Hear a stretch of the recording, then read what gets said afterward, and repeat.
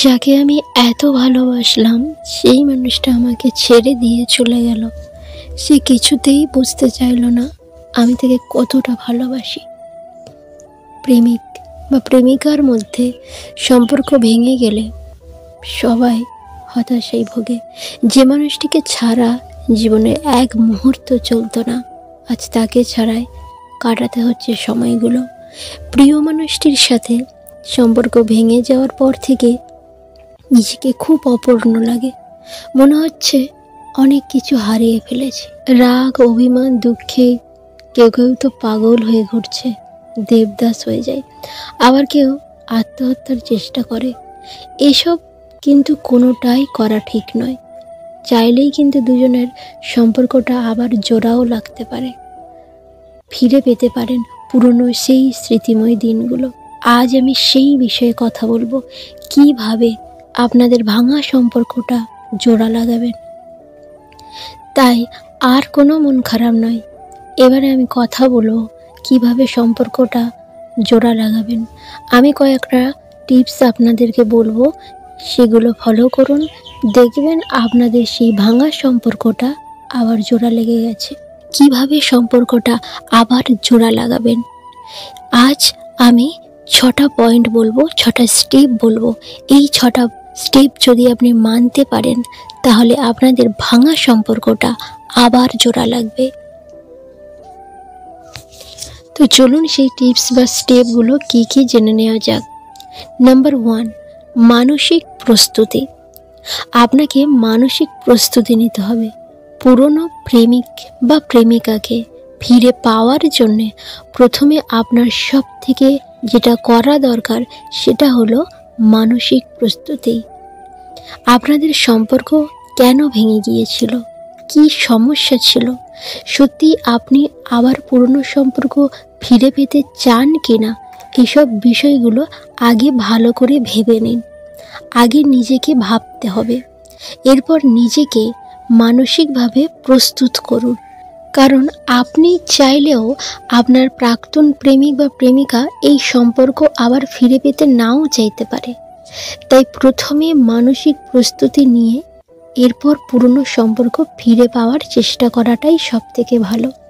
যে আপনার ওই সম্পর্কের মধ্যে ফিরে যাওয়া উচিত কিনা, আপনার পুরনো প্রেমিক বা প্রেমিকাকে ফিরিয়ে আনা উচিত কিনা, সে এই সম্পর্কটাতে কতটা খুশি, সে কি সত্যিই এই সম্পর্কটাতে ফিরে আসতে চাইছে, আগে এগুলো ভালো করে ভেবে নেওয়া উচিত। তারপরে আপনি সিদ্ধান্ত নেবেন।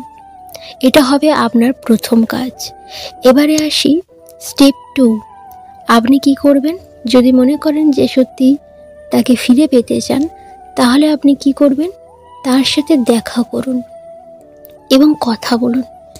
কি হবে না হবে এসব ভুলে একবার ফোনটা করেই দেখুন না। একে অপরের সঙ্গে যতটা বেশি কথা বলবেন দেখবেন সব সহজ হয়ে যাবে।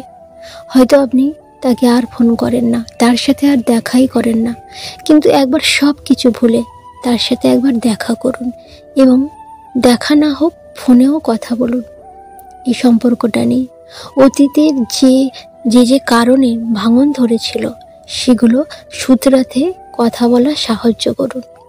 তবে হ্যাঁ, যখন কথা বলবেন নিজের মনে পুষে রাখা সব রাগ, ক্ষোভ প্রকাশ করুন একে অপরের সামনে।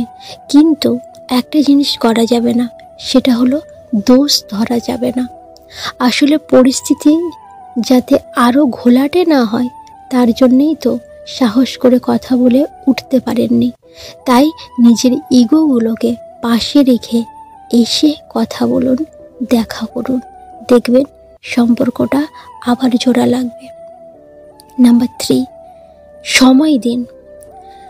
নতুন করে পুরনো সম্পর্ক ফিরে পেতে যেটা সব থেকে দরকার সেটা সময় দেওয়া, একটু বেশি মনোযোগী হওয়া সম্পর্কটাকে নিয়ে। পেশাদারিত্ব আর উদাসীনতা দূরে সরিয়ে মন দিন আপনার সঙ্গীর প্রতি। কাজের ফাঁকে এক আধটা SMS দিন, তাকে ফোন করুন সময় করে, দেখবেন সে আপনার প্রতি আবার আকৃষ্ট হবে এবং ভালোবাসা আবার বাড়বে। তাই তাকে সময় দিন এবং মাঝে মাঝে ঘুরতে যান কোথাও, কাজের ফাঁক করে তার সাথে কোথাও ঘুরতে যান আর তাকে নিয়ম করে ফোন করবেন। এটা হবে আপনার 3 নম্বর কাজ। এবারে আসি নাম্বার 4, আগের মানুষটি হয়ে যান। মানে আগে আপনি যেমন ছিলেন তেমন হয়ে যান। আগে যাকে যেমনভাবে ভালোবাসতেন, আগে যেমনভাবে তাকে সারপ্রাইজ দিতেন, যা যা করতেন ঠিক আগের মতো হয়ে যান। প্রাক্তন প্রেমিক বা প্রেমিকার সাথে সেই আগের মানুষটি হয়ে কথা বলুন। আপনাদের মধ্যেকার জটিলতাগুলোর প্রসঙ্গে কথা উঠলে পুরো বিষয়টা এড়িয়ে যান। আপনার প্রাক্তন প্রেমিক বা প্রেমিকাকেও জটিলতাগুলো এড়িয়ে স্বাভাবিক কথাবার্তা বলতে বলুন। এইভাবে ধীরে ধীরে সে আগের মানুষটি হয়ে উঠুন, সেই আগে যেমন ছিল, যার প্রেমে পড়েছিল আপনার মনের মানুষটি, যা দেখে আপনার মনের মানুষটি আপনার প্রেমে পড়েছিল তেমন হয়ে যান। তেমনভাবে চলুন, তেমনভাবে পোশাক পরুন, তেমনভাবে তার সামনে যান, তবেই তো গিয়ে সে আপনাকে ভালোবাসবে। তবে ভুলেও প্রেম বিষয়ে কথা বলবেন না, তাহলে ফলাফল হিতে বিপরীত হতে পারে। এবারে আসি নাম্বার 5। নাম্বার 5-এ আপনি কি করবেন? শোনার ধৈর্য ধরুন। একতরফা বকবক নয়, আপনি একা বকবক করবেন না, এবারে একটু শোনার মানসিকতাটাও তৈরি করুন। আপনি যদি চান আপনাকে সে গুরুত্ব দিক, আপনাকে সে ভালোবাসুক আগের মতো, তাহলে আপনার প্রয়োজন আপনার তাকে বেশি করে গুরুত্ব দেওয়া। আপনার একতরফা বয়ান শুরু করার আগে প্রয়োজন সে কি বলতে চায় সেটা মন দিয়ে শোনার ও মন দিয়ে একটু বোঝার। তার কি মত সেটা না জেনেই একতরফা ফয়সালা শোনানোর রাগ দেখাবেন না। একতরফা ফয়সালা শোনানোর গুণ যদি থাকে সেটাকে ত্যাগ করতে হবে। আপনার মনের যেসব কৌতূহল আছে, সময় দিলে দেখবেন আপনার সঙ্গী ধীরে ধীরে তার উত্তর দিতে শুরু করেছে। তাই শোনার ধৈর্য তৈরি করুন। এবারে আসি সবার শেষ পয়েন্ট, নাম্বার 6। নাম্বার 6-এ আপনি কি করবেন? আলোচনা করুন। যখন আপনি অনুভব করতে শুরু করবেন যে আপনাদের মাঝের দূরত্বটা কমে গিয়েছে এবং আপনার প্রাক্তন প্রেমিক বা প্রেমিকা আপনার সাথে আবার সহজ আচরণ করছে, তখন সাহস করে বলে ফেলুন আবার সম্পর্ক জোড়া লাগানোর কথা। সেই সঙ্গে আগের ভুলগুলোর জন্যে আপনি ক্ষমা চেয়ে নিন। এতক্ষণ কিন্তু আপনি আগের সম্পর্ক নিয়ে কথা বলেননি, জাস্ট এমনি ফ্রেন্ড হিসাবে কথা বলেছেন।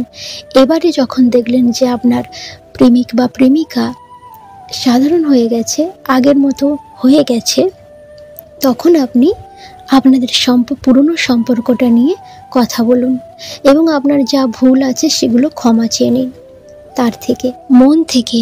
তার কাছে আপনার নিজের যে ভুলগুলো করেছেন সেই ভুলগুলো শুধরে নেওয়ার প্রতিজ্ঞা করে ফেলুন ভবিষ্যতের জন্যে। দেখবেন সে আপনাকে ছেড়ে থাকতেই পারবে না, আবার সম্পর্কটা সে জোড়া লাগাবেই লাগাবে। তো এই 6টা পয়েন্ট বললাম, ফলো করুন। যদি আপনাদের সম্পর্কটা ভেঙে যায়, যদি আপনাদের সম্পর্কটা আর আগের মতো না থাকে, তো এই 6টা পয়েন্ট ফলো করুন, দেখবেন অবশ্যই রেজাল্ট ভালো পাবেন, সম্পর্ক আবার আগের মতো হয়ে গেছে। তো আজকে ভিডিও এই পর্যন্ত। ভিডিও কেমন লাগলো?